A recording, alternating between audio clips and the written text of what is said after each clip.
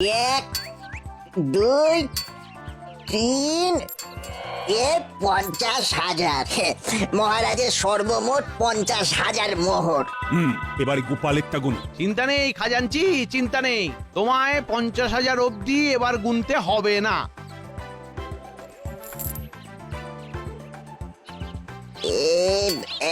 এক, দুই, তিন, 49,999। কি হলো খাজাঞ্চি, সব মোহর শেষ তাই তো? জানতাম গোপাল হেরে যাবে। আমি তো বলেইছিলাম মহারাজ। মহারাজ, মোহর এখনো শেষ হয়নি, এখনো থলিতে 10টা মোহর আছে।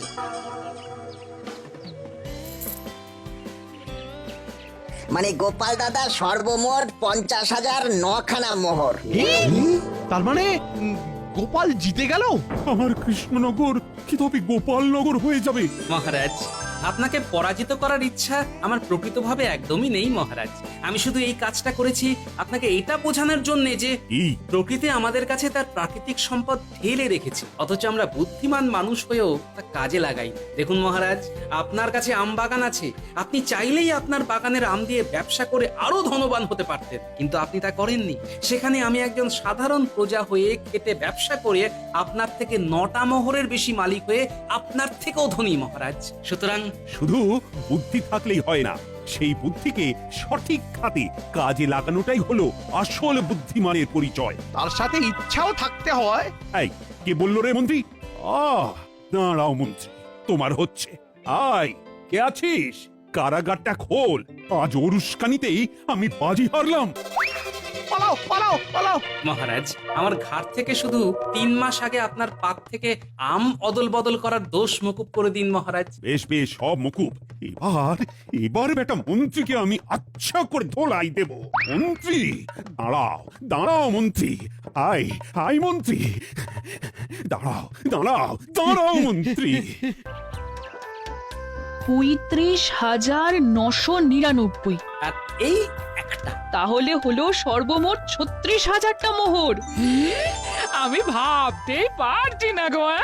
বাবা, 1.5 মাসের মধ্যে এই, তাও আবার 2খানা আম বাগান নিয়ে। কষ্টের ফল। হ্যাঁ, আমি ভাবছি আরো 2খানা আম বাগান কিনে নিই, বুঝলে? বর্ষাকাল আসছে, এইবারই তো আসল খেলা শুরু হবে। হ্যাঁ হ্যাঁ বাবা, কিনে নাও। আমি তাহলে ভালো আমের চপ ভেজেছি, বলুন। হ্যাঁ বাবা, তুমি আমের চপ ভাজায় দক্ষতা অর্জন করেছো।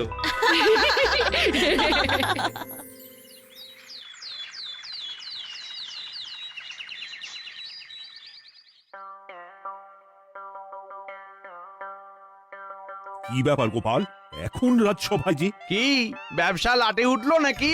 আগে না মন্ত্রী মশাই, মহারাজ, আমি আপনার থেকে 2খানা আম বাগান কিনতে চাই। কি? আম বাগান কিনবে? হ্যাঁ। এত সমৃদ্ধি হয়েছে তোমার।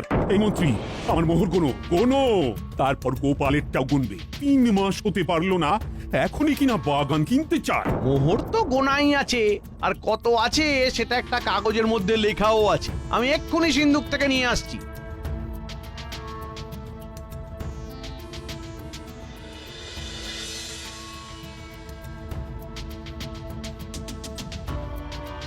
মহারাজ, আপনার সর্বমোট 36,500। এবারে গোপালেরটা দেখো। আমি হিসেব করেই রেখেছি মহারাজ, এত মোহর আনতে পারিনি। তা তোমার হিসেবে কত হয়েছে শুনি?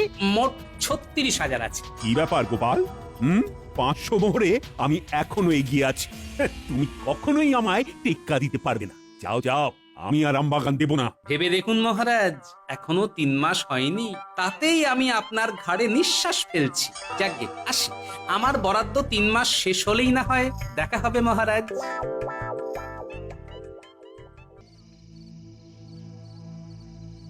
কি ব্যাপার গিন্নি, সারা বাড়ি অন্ধকার করে বসে? মন খারাপ লাগছে গো, এই মেয়েটা চলে গেল। হ্যাঁ, তুমি সারাদিন কোথায় ছিলে? এবারে আসল যুদ্ধে নামতে হবে গিন্নি, তৈরি হও। আর এই যুদ্ধে জিতে গেলেই আমি নিজে তোমায় মেয়ের বাড়ি দিয়ে আসবো। কি যুদ্ধ? কিছুই না, অতিরিক্ত আমগুলো দিয়ে এবারে বয়াম বয়াম তোমার এই জাদু হাত দিয়ে আচার আর আমতেল বানাতে হবে গিন্নি। এই আচার আর আমতেল বর্ষাকালে শহরে প্রচুর দামে বিকোবে। হ্যাঁ বলো কি আমি আম দিয়ে নানা ধরনের আচার বানাবো। হ্যাঁ, আমি আজ শহরে গিয়ে সব খোঁজ নিয়ে নিয়েছি। তোমাকে সাহায্যের জন্য 4 জন মহিলাকেও বলে এসেছি। এছাড়া আমিও হাত লাগাবো। কাল থেকেই অভিযান শুরু। আচার বিক্রি হলেই তো তুমি বাজিতে জিতে যাবে। এখন যে কটা আম আছে সেগুলো দিয়ে আচার বানাও, আর আমি বাজার থেকে 6000 মোহরের কাঁচা আম কিনে আনবো। সেগুলো দিয়েও আচার আর আমতেল বানাবো, বুঝলে? জয় মা, জয় মা।